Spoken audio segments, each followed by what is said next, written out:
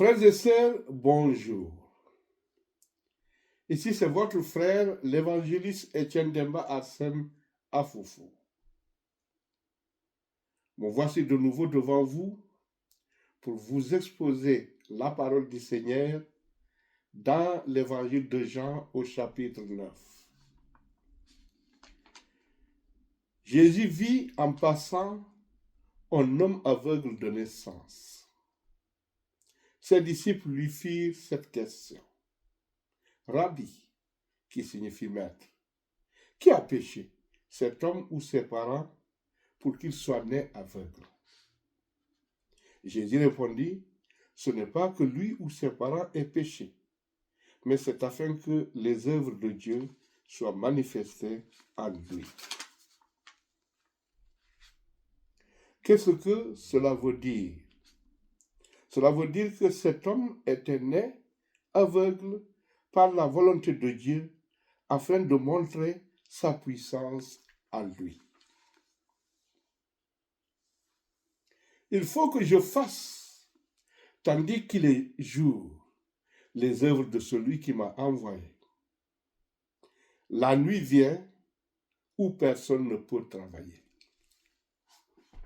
Cette citation de la Bible, Jean chapitre 9, verset 4, signifie qu'il faut accomplir la volonté de Dieu pendant sa vie terrestre, qui est représentée ici par le jour,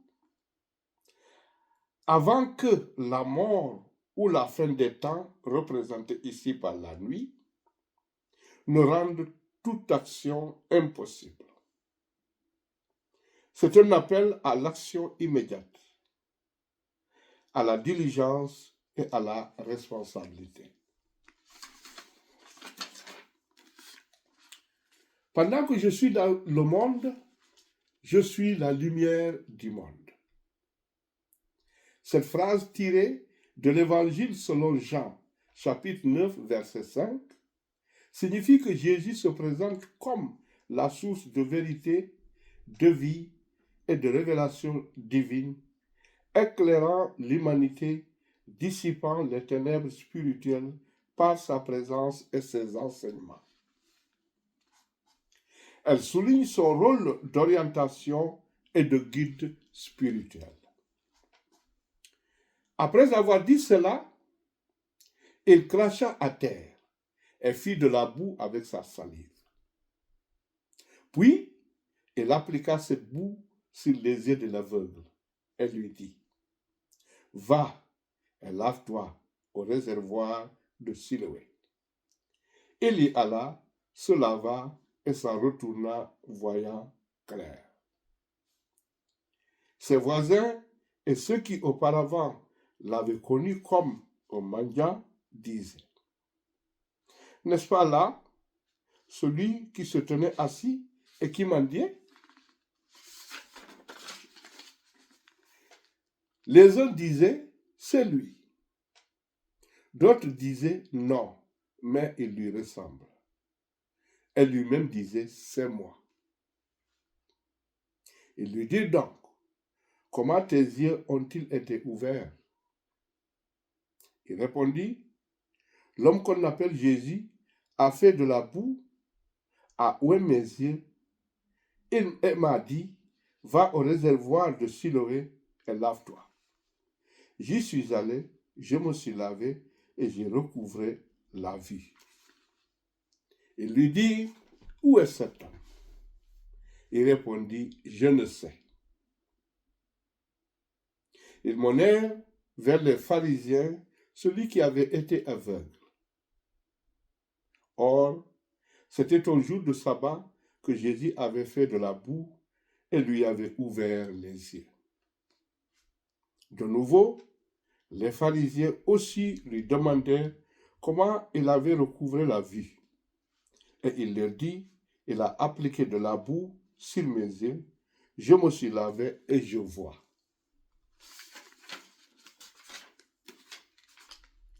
Sur quoi, quelques-uns des pharisiens dirent, cet homme ne vient pas de Dieu, car il n'observe pas le sabbat.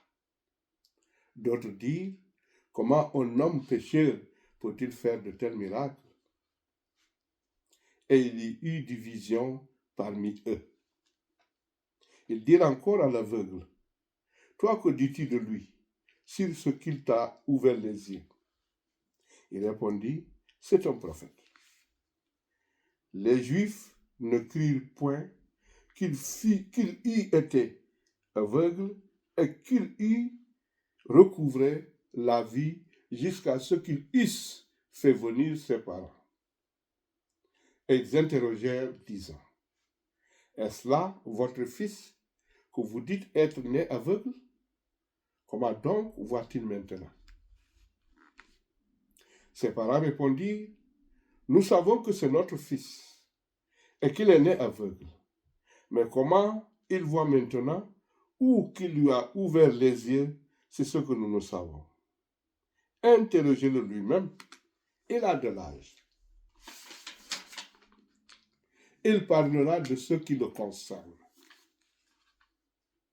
Ses parents dirent cela parce qu'ils craignaient les Juifs, car les Juifs étaient convenus que si quelqu'un reconnaissait Jésus pour le Christ, il serait exclu de la synagogue. C'est pourquoi ses parents dirent, il a de l'âge, interrogez-le lui-même. Les pharisiens appelèrent une seconde fois l'homme qui avait été aveugle et ils lui dirent, donne gloire à Dieu. Nous savons que cet homme est un pécheur.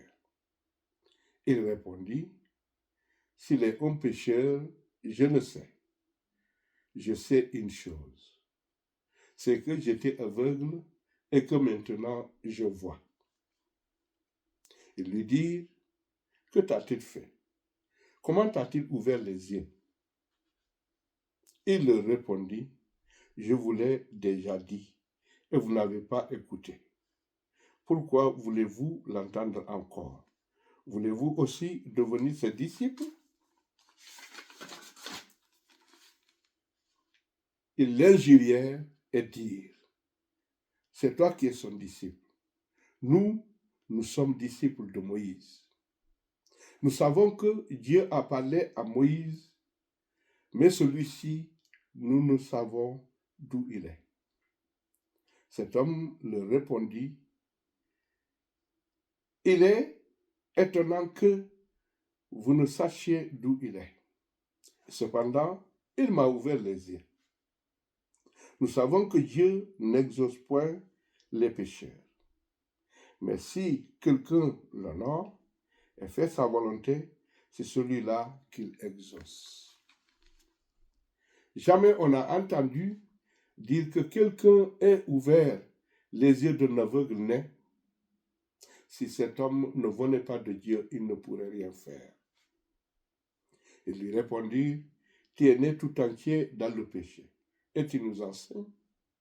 Et ils le chassèrent. Jésus apprit qu'il l'avait chassé.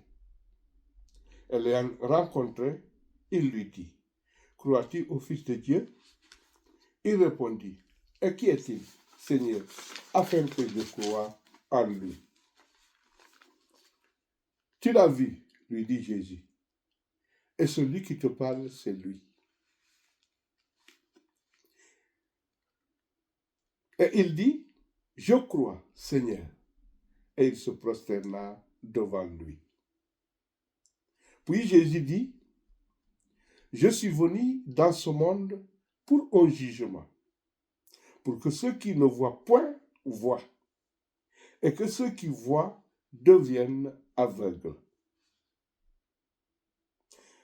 Les non-voyants sont ceux qui acceptent leur ignorance en recevant la parole du Seigneur, accédant ainsi à la vérité, au pardon de leurs péchés pour la vie éternelle. Les voyants sont ceux qui sont dans l'orgueil, croyant connaître tout, refusant ainsi les enseignements du Seigneur, étant dans l'ignorance totale, l'aveuglement qui les conduira à la mort spirituelle c'est-à-dire la mort de l'âme.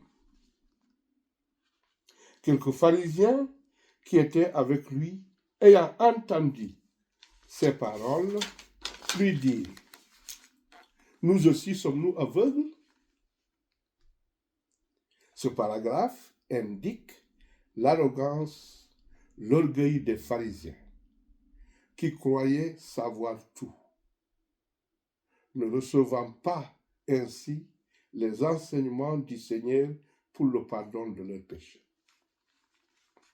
Jésus leur répondit, si vous étiez aveugle, vous n'auriez pas de péché. Mais maintenant, vous dites, nous voyons, c'est pour cela que votre péché subsiste. Dans ces deux paragraphes, Jésus explique aux pharisiens que s'ils acceptaient leur ignorance tout en recevant ces paroles, ils seraient sauvés. Mais comme ils déclarent eux-mêmes voyants, étant dans l'ignorance, leur péché subsistera pour toujours. Frères et sœurs, c'est là où s'arrête la parole de l'Évangile selon Jean dans le chapitre 9. Je vous salue très vigoureusement et vous donne rendez-vous à la prochaine. Merci.